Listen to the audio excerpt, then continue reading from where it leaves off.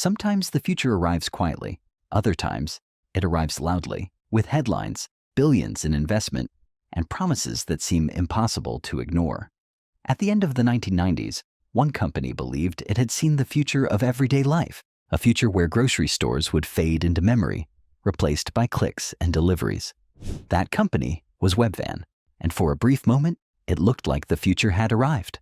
But timing, as it turns out, can be just as important as vision. Imagine opening your front door and finding your groceries waiting for you.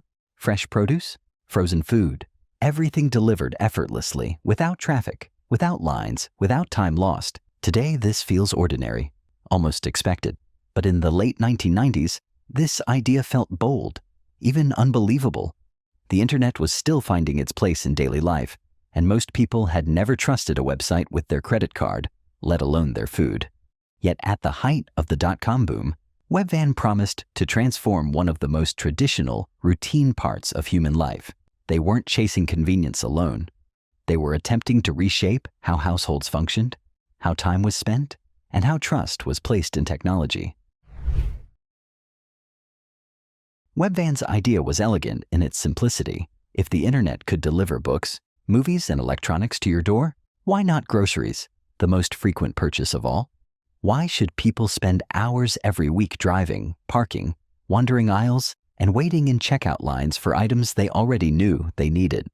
Webvan imagined technology quietly removing friction from everyday routines, freeing people from errands that consumed time but added little value.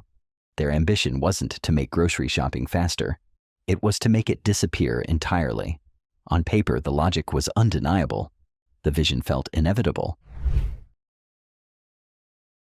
Instead of growing slowly and learning from real behavior, Webvan built as if mass adoption was already guaranteed.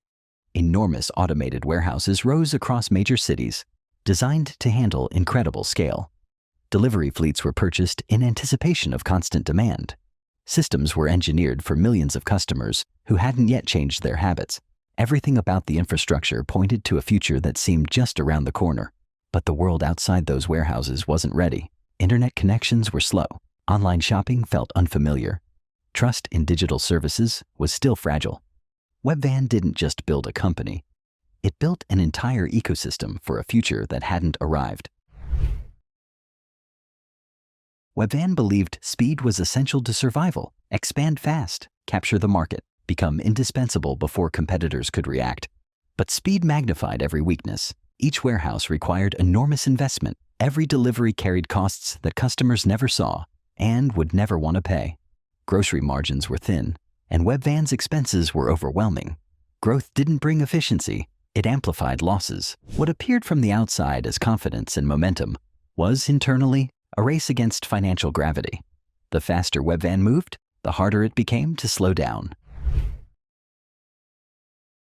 Timing is not just about technology, it's about trust.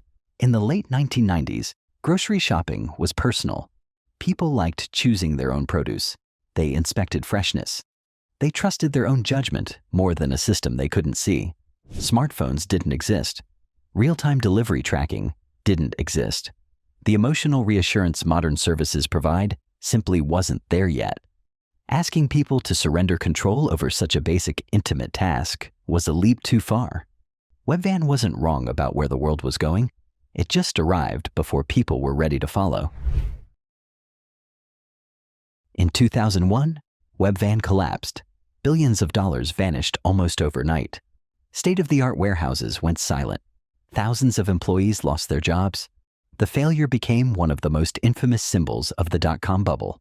To many, it looked like proof that online grocery delivery was fundamentally flawed, but that conclusion missed the deeper lesson. The idea wasn't broken. The execution wasn't careless. The timing was unforgiving. Webvan didn't fail because the future was wrong. It failed because the future hadn't arrived yet. Years later, online grocery delivery returned. Slowly, carefully, and successfully. The internet was faster. Consumers were comfortable buying online. Smartphones reshaped expectations. The world became exactly what Webvan had imagined, just without Webvan. Their story reminds us that innovation is not only about seeing the future. It's about meeting the present where it is. A great idea launched too early can look indistinguishable from a bad one. Progress doesn't move on ambition alone. It waits for readiness. If you found this story meaningful, take a moment to like the video. It helps more people discover stories like this.